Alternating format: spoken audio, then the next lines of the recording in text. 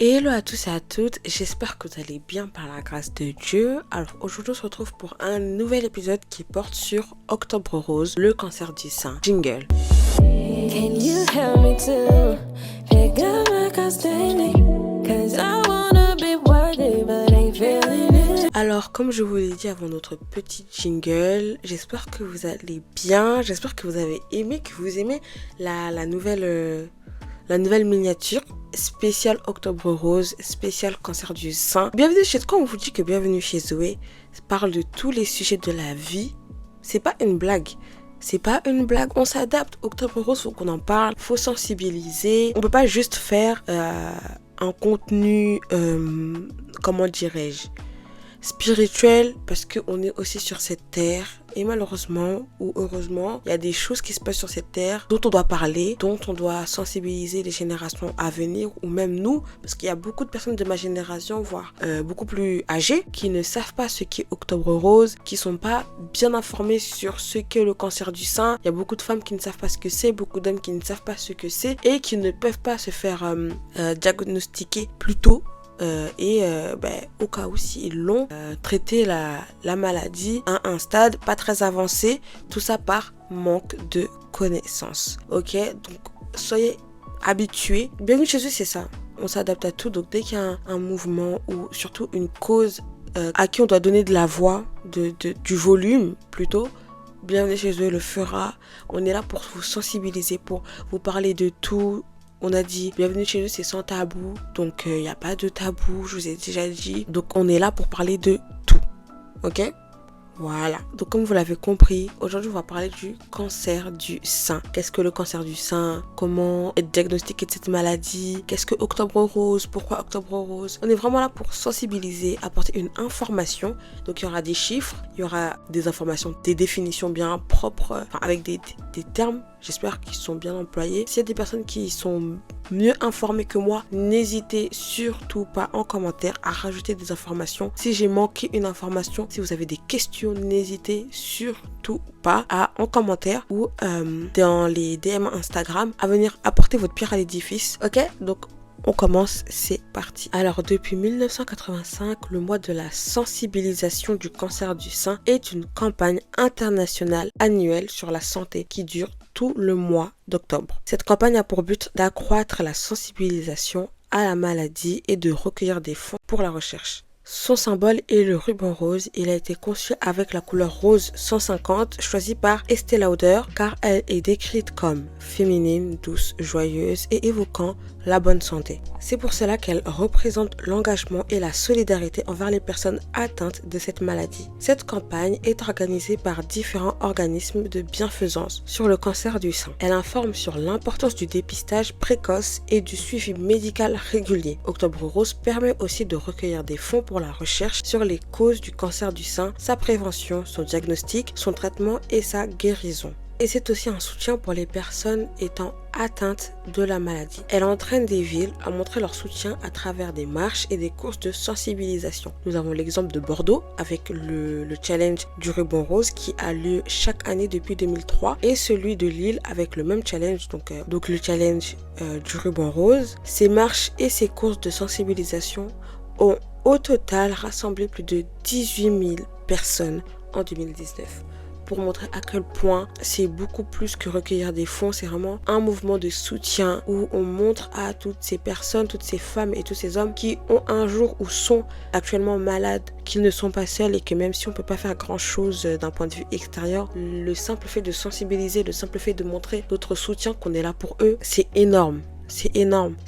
Moi je trouve ça tellement beau cette solidarité, et c'est une solidarité que le Seigneur aime. C'est cette solidarité là que le Seigneur veut que nous ayons les uns vers les autres. Alors, on continue dans les chiffres. Il y a une femme sur 8 qui développe un cancer du sein au cours de sa vie et il y a environ un homme sur 1000 qui développera un cancer du sein au cours de sa vie. 80% des cancers du sein se développent après 50 ans chez la femme et moins de 1% de tous les cancers du sein infectent les hommes. En France, au cours de l'année 2023, il y a eu environ 214 nouveaux cas, ce qui équivaut à une hausse de 0,3% de cas par an depuis 2010. Mais sachez que lorsque le cancer est détecté tôt, 9 cas sur 10 sont guéris. Alors je vais vous donner quelques petites recommandations, des conseils qui vont vous permettre d'être diagnostiqué tôt et de vous permettre, médicalement parlant, de recevoir des soins beaucoup plus rapidement et médicalement parlant toujours, avoir une espérance de guérison beaucoup plus élevée, si je peux dire ça comme ça.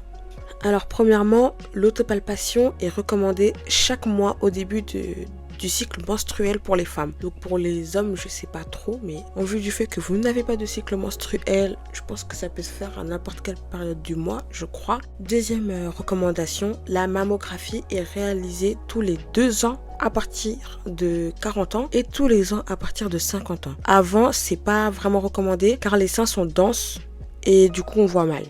Mais à partir de 40 ans, donc c'est tous les 2 ans, donc 40, 42, 44, 46, 48, 50. Et à partir de 50 ans, c'est tous les ans une mammographie. En vue de la densité de la poitrine, à partir de cet âge-là, la poitrine est moins dense et du coup, ça permet de mieux voir. Troisième recommandation, c'est pas parce que avant 40 ans, on fait pas de mammographie qu'on fait rien. Non. À partir de 25 ans, un examen clinique contenant une observation et une palpation des seins est recommandée au moins une fois par an, ok? Donc toi qui as 24 ans, prépare déjà ton rendez-vous pour l'année prochaine avec ta gynécologue, avec un médecin généraliste aussi, ils peuvent faire, ou une sage-femme. T'as pas d'excuse. Soit t'appelles ta gynécologue, soit un médecin généraliste, ton médecin généraliste, mais voilà, je préfère, perso en tant que femme, je préférerais que ce soit un gynécologue qui me le fasse, ou si t'es pas à l'aise avec ton médecin généraliste, tu peux, comme je l'ai dit, gynécologue ou une sage-femme. Et ceux qui sont pas à l'aise ni avec un gynécologue, un médecin généraliste, ni une sage-femme, vous pouvez contacter un maïeuticien. C'est sage-femme mais pour les hommes, donc maïeuticien, je le répète, comme ça vous savez. Voilà. Donc comme je disais, toi qui as 24 ans, tu peux déjà appeler un de ces 3 personnels de la santé pour fixer ton rendez-vous pour l'année prochaine. C'est hyper important. Même si par la grâce de Dieu, je ne vous souhaite pas d'être malade, c'est de la sensibilisation. C'est hyper important. Ne serait-ce que de savoir cette information-là. Même si tu prends pas rendez-vous, t'es pas trop à l'aise, au moins tu sais que je peux contacter une sage-femme, un maïeuticien, un gynécologue ou mon médecin généraliste si je veux avoir une observation de mes seins et une palpation venant d'un personnel de santé, un professionnel de la santé plutôt. C'est hyper important. Ou même un de tes amis qui se pose des questions, qui se dit « Ah ouais, mes seins sont bizarres et tout, je sais pas, j'ai des symptômes et des trucs bizarres. » Tu lui dis « Ma belle, mon beau, tu contactes un maïeuticien, une sage-femme, un gynécologue, une gynécologue ou juste ton médecin généraliste et tu vas consulter. » C'est hyper important, ok? Alors maintenant, j'aimerais bien vous lire quelques versets parce que je reconnais que le Seigneur a donné une certaine intelligence, une sagesse aux médecins, mais je crois qu'il est le médecin incarné, le médecin au-dessus de tous les médecins, celui qui a une sagesse au-dessus de toutes les sagesses et qu'il est celui qui, malgré la difficulté de la maladie, celui qui peut nous apporter une paix et une guérison miraculeuse et extraordinaire. Amen. Le premier verset se trouve en Ésaïe 53, verset 4. Je vous lis la parole du Seigneur. Pourtant, ce sont nos souffrances qu'il a portées, c'est de nos douleurs qu'il s'est chargé. Amen. Matthieu chapitre 4, verset 23. Jésus parcourait toute la Galilée, il enseignait dans les synagogues, proclamait la bonne nouvelle du royaume et guérissait toutes les maladies et toute infirmité parmi le peuple. Ésaïe chapitre 41, verset 10. Ne crains rien, car je suis avec toi. Ne promène pas de regard inquiet, car je suis ton Dieu. Je te fortifie, je viens à ton secours, je te soutiens de la droite triomphante. Et le dernier verset, Romains chapitre 8, verset 28. Nous savons du reste que toute chose concourt au bien de ceux qui aiment Dieu, de ceux qui sont appelés selon son dessein. Amen. Par ces versets, je veux juste rassurer quelqu'un, réconforter quelqu'un. N'oublie pas que Dieu est avec toi et même si c'est difficile, compliqué, insupportable et angoissant, le Seigneur est avec toi. Dieu ne va jamais t'abandonner. Il sera toujours à tes côtés, toujours là pour toi. Jésus est venu sur cette terre sous forme d'homme, fait de chair et de sang et il est mort pour toi à la croix. Il s'est fait malade pour que tu sois en bonne santé. Et même si le bout du tunnel te paraît si loin, voire même intouchable, Jésus s'est donné. Il a vaincu ce combat pour toi. Garde la tête haute, ô combien même c'est difficile. Et remets-toi toujours entre les mains du Seigneur. Même si on pense qu'il ne nous calcule pas, qu'il ne nous écoute pas, qu'il ne nous prête pas, qu'il ne prête pas attention à notre cas, il est là. Il t'écoute avec toute l'attention du monde et il prend soin de toi. Même si tu as l'impression que maintenant Dieu t'a abandonné parce que tu vis cette maladie, tu subis cette maladie, tu te sens mal, t'en peux plus. Le Seigneur est là. Il ne te laissera jamais. Il ne t'abandonnera jamais. Amen. Ne l'oublie pas. C'est peut-être une parole qu'on t'a déjà dite, mais ô combien c'est difficile, ô combien c'est éprouvant. Jésus ne te laissera jamais. Il est là et il ne va jamais te laisser. Il ne va jamais t'abandonner. Et si tu veux vraiment savoir comment ça se fait que Dieu est là alors que je vis ça, je t'invite à aller regarder l'épisode de Bienvenue chez eux toujours. Il s'appelle Deutéronome chapitre 8. Dans ce désert, il t'a nourri. Parce que tu peux passer par un moment de désert qui est cette maladie, un moment où t'as l'impression de tout perdre, mais sache que le Seigneur est là. Même si tu passes par là, le Seigneur est là et il te regarde avec ses yeux d'amour et il t'aime profondément. Amen. Maintenant, j'aimerais te donner quelques petits conseils aux personnes malades, premièrement. Donc, le premier conseil que j'aimerais vous donner, c'est de ne pas vouloir avoir la situation sous contrôle, mais lâcher prise. Je parle en connaissance de cause d'avoir un jour été malade, subi de la chimiothérapie et tout ça. Des fois, on se dit qu'on veut tout avoir encore sous contrôle parce que la maladie, on l'a pas sous notre contrôle. Alors, comme on n'a pas cette chose-là sous contrôle et qu'on a l'impression que tout nous glisse des mains, on perd tout et le ciel nous tombe sur la tête, on se dit je veux avoir le reste inconsciemment, je veux avoir le reste sous contrôle, je veux tout gérer. Mais non, c'est pas la bonne solution. Même si c'est inconsciemment, essayez de lâcher prise. Juste de souffler 2 minutes. C'est déjà éprouvant d'apprendre une nouvelle de maladie, apprendre qu'on va devoir passer par la chimio, par des médicaments, par des traitements, par des ci, par des ça. Alors lâchez prise. Faut pas se dire que inconsciemment, il y a telle maladie, il n'y a pas de souci, moi je me rabats sur ça pour gérer ça. Non, s'il faut pleurer un bon coup, faut pleurer. S'il faut crier, faut crier. S'il faut se mettre en colère, faut se mettre en colère. En fait, faut lâcher prise. On souffle un bon coup. On accepte ce qui se passe. On accepte que ça va être difficile, qu'on n'a pas cette chose sous contrôle, que le Seigneur a cette chose sous contrôle et on y va. Deuxième conseil que j'aimerais vous donner, c'est de accepter l'aide de vos proches. Alors, ce conseil-là, je le donne parce que je sais que des fois, on veut pas accepter l'aide de nos proches, pas parce qu'on va être méchant, parce qu'on n'a pas envie, mais juste parce que des fois, on veut juste se retrouver dans notre bulle et leur dire mais laisse-moi tranquille, alors qu'ils sont juste là pour nous aider. Ils veulent juste être là pour nous épauler, ils veulent juste être là pour nous soutenir. Mais nous on est tellement focus sur la maladie, on peut tellement être focus sur le mal, on voit même pas tout l'amour que nos proches veulent nous donner, toute l'aide qu'ils veulent nous donner. Et ça découle aussi du fait qu'il faut lâcher prise, parce que dans pleine étape de la maladie, il va falloir, je sais pas, aller se laver, ça va être difficile, se brosser les dents, aller aux toilettes, et au lieu d'accepter que là j'ai besoin d'aide, on va se dire non, je peux le faire tout seul, non, je peux faire ça tout seul. Non, lâche prise. Accepte l'aide de tes proches, accepte l'aide de ta famille. Parce que des fois, on se dit même, ouais, non, ils ont de la pitié pour moi. Mais en fait, c'est normal qu'ils aient un peu de pitié pour toi parce qu'ils t'aiment. Ils t'aiment et te voir malade, pour eux, ça fait mal aussi de voir son proche malade. Donc, faut accepter leur aide. Peut-être qu'eux, ils se disent, je peux pas faire grand-chose, mais ne serait-ce que lui apporter à manger, je peux le faire, donc je le fais. Ne serait-ce que l'aider à se lever de son lit pour l'amener balader, ne serait-ce que 5 minutes, c'est tout ce que je peux faire, donc je vais le faire. Et toi, lorsque tu les rejettes, tu peux se dire, donc en fait, ça sert vraiment à rien, vas-y, ouais. Tant pis, ils peuvent rien faire en vrai, à part intercéder pour toi et te montrer du soutien et de l'aide. Donc accepte un peu de leur aide. Un troisième conseil qui paraît un peu bizarre ou bête, je sais pas, mais accepter que c'est humain d'avoir mal. Les chrétiens, des fois on se dit non, je peux pas avoir mal parce que Jésus a porté mes douleurs. Jésus, par ses meurtrissures, je suis guéri. Non, ok, c'est vrai. Jésus s'est donné. Ok, c'est vrai. Par la grâce de Jésus-Christ, nous sommes guéris. Ok, c'est vrai. Parce que Jésus est mort pour nous. Il nous a rachetés. La maladie n'a pas de place dans notre corps. Mais c'est aussi vrai que ça fait mal. Aussi vrai que ça fait mal. Ça peine d'apprendre qu'il y a une possibilité de maladie. C'est vrai. C'est pas pour ça qu'il faut se laisser aller, dans la dépression, qu'il faut voilà. Ça fait mal. En fait, il faut accepter que ça fait mal. Il faut accepter que la chimiothérapie, ça fait mal. Il faut accepter que perdre ses cheveux, ça fait mal. Il faut accepter que ne plus arriver à se brosser les dents toute seule, ça fait mal. Il faut accepter que devoir se lever pour aller aux toilettes tout seul, t'arrives plus, ça fait mal. Il faut accepter aussi que dans le cas du cancer de sein, avoir la possible ablation d'un sein, ça fait mal. Ça fait mal. faut accepter, faut l'accepter, accepter que ça fait mal, accepter que je viens de recevoir la nouvelle, j'ai mal au cœur, ça me blesse, ça m'attriste, oui, c'est vrai. Et accepter, c'est pas se laisser aller dans la maladie. Accepter, c'est juste dire, Seigneur, j'en peux plus, j'ai trop mal, j'accepte que j'ai mal. Parce que plus vous vous direz, non, j'ai pas mal, en fait, vous allez rentrer dans une matrix où même votre corps, vous serez en dissociation. Il y aura une dissociation entre votre esprit et votre corps. Alors que faut que vous soyez en accord. Ma chair, elle a mal, ça me fait mal. J'ai tellement mal. Mais je sais que par la grâce de Dieu, ça va aller. Mais je sais que le Seigneur a porté mes meurtrissures à la croix. Amen. Accepter que ça fait mal. Faut être humain. Enfin, on est humain. C'est pas notre première nature, mais nous sommes humains. Et cette chair, elle souffre. Comme des fois, elle a des plaisirs, des fois, elle souffre.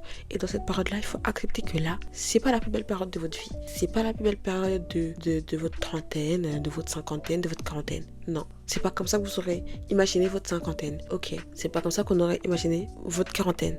Ok. Ça fait mal. En anglais, on dit you have to face the situation. You have to face it. C'est pas pour donner un petit genre, mais faut affronter la situation. Faut la voir telle qu'elle est. Un troisième conseil que j'aimerais donner, c'est parler. Parler de ce qui nous chagrine. Parler de la douleur. Parce que des fois, on accepte qu'on a mal, mais on n'en parle pas. On se dit, j'ai pas envie de peiner mes proches, j'ai pas envie de leur faire du mal, j'ai pas envie que en plus de me voir par mes cheveux, physiquement ça se voit que ça va pas.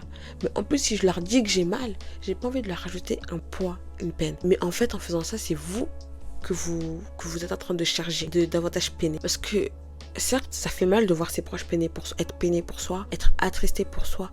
Mais il faut vous dire que plus vous allez garder ça dans votre cœur, plus vous vous rendrez malade. Lorsque tu décides de parler, tu acceptes l'aide des autres. C'est une manière aussi d'accepter l'aide des autres et de ne pas se renfermer sur soi-même. Parler, c'est accepter que, je sais pas moi, ma mère porte mon fardeau avec moi, mon père, ma soeur, mon mari, mon cheminant, mon fiancé, mes tantes, mes cousines, mes cousins, ma famille, mes proches, mes amis portent cette douleur avec moi. J'accepte leur aide et je veux pas être la seule en train de porter ce fardeau-là toute seule, ce fardeau qui est déjà assez lourd, et je m'en rajoute encore parce que je veux pas parler du fait que j'ai mal, que juste telle chose, je la vis comme ça, la chimio, je la vis comme ça, perdre mes cheveux, ça me peine comme ça, perdre du poids, ça me fait ci, ça me fait ça, ça libère tellement. Juste parler du fait que quand j'ai appris que j'avais le cancer, et même si vous ne voulez pas des conseils, juste avoir un câlin derrière, recevoir un amour derrière, de l'amour derrière, qu'est-ce que ça fait du bien. Donc parler. Et un dernier conseil qui englobe tout ce que j'ai dit, être transparent envers vous-même et envers les autres. Vos proches savent que c'est difficile, donc ça sert à rien d'essayer de jouer à la plus costaud, au plus costaud. Ils savent que c'est difficile. Soyez transparent. Soyez transparent envers vous, soyez transparent envers eux. On sait, vous savez que c'est dur. On se sait. Soyez transparent. Ça sert à rien de jouer à la plus forte, au plus fort, au plus courageux. Non. Là, vous êtes à terre, ça fait mal. Et on va se relever ensemble. On va s'aider ensemble. On va s'entraider. On va se relever ensemble. On va s'encourager. On va s'appuyer l'un sur l'autre. Il n'y a pas de souci. On y va. Et on s'appuie sur Jésus aussi. Soyez transparents avec vous-même et soyez transparents avec les autres. Ça englobe un peu tout ce que les 4 conseils que j'ai dit avant, mais soyez transparents. Je me devais de le dire. Soyez transparents envers vous-même, transparents envers les autres. Alors, à toutes les personnes étant dans l'entourage d'une personne malade, que ce soit proche, très très proche ou de loin, plus ou moins de loin, j'aimerais vous donner 4 conseils. C'est parti. Le premier est soyez le plus présent possible, le plus à l'écoute possible et le plus disposé. Des fois, on a juste besoin qu'une personne vienne nous voir à l'hôpital, vienne nous voir à la maison. Une personne ait cette oreille attentive pour nous écouter. Qu'une personne soit juste disposée à nous écouter, disposée à nous accorder 30 minutes, 40 minutes, 1 heure. Donc soyez le plus présent possible. Même si c'est pas venir voir la personne tous les jours, mais appelez-la, envoyez-lui des messages d'amour. Même si elle vous répond pas à la minute ou dans l'heure qui suit, je suis pas venue aujourd'hui parce que je t'ai fait, mais sache que je suis de tout cœur avec toi, je t'aime. Ou juste venir, passer du temps avec la personne sans parler de la maladie. Vous venez à l'hôpital ou à la maison, vous venez la visiter, lui apporter des gâteaux, je sais pas moi, des lasagnes, des plats quoi, des plats que la personne aime, des choses que la personne aime. Soyez intentionnés, soyez là. Deuxième conseil que j'aimerais vous donner, c'est soyez une aide pour la personne et non un fardeau. Ce que je veux dire par là, c'est que lorsque vous êtes disposé et que vous venez pour montrer votre soutien à cette personne-là, faut que vous soyez une aide. Faut pas que vous veniez lui rajouter un poids. Ça veut dire que d'une certaine manière, il va falloir vous oublier un peu vous. Troisième conseil que j'aimerais vous donner, c'est croyez au douleur de la personne malade. C'est pas parce que quand vous la voyez, elle sourit qu'elle n'a pas mal. C'est pas parce que quand vous la voyez, elle n'est pas en train de se tordre de douleur qu'elle n'a pas mal. C'est pas parce que quand vous la voyez, elle a l'air très bien qu'elle n'a pas mal. Croyez en ses douleurs. Et plus vous croirez en ces douleurs, plus il sera facile pour la personne de vous parler de ces douleurs. Un dernier conseil que j'aimerais vous donner, c'est respecter son intimité. Ne pas mal prendre ou ne pas forcer lorsque la personne vous dit qu'elle va rester un peu seule.